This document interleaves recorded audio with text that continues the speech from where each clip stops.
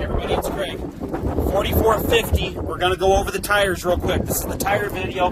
Had a guy from Colorado buy a tractor, and 10 pictures of the tires ain't enough for him to know the condition of them.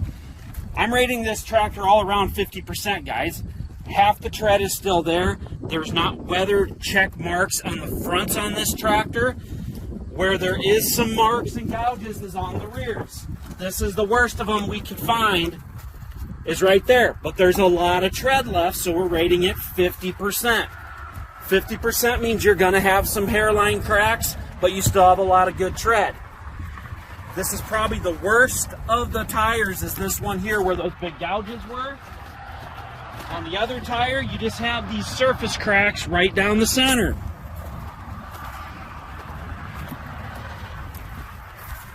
And then the fronts on this one again, half the tread's there, they're not showing the weather cracks like the rears are.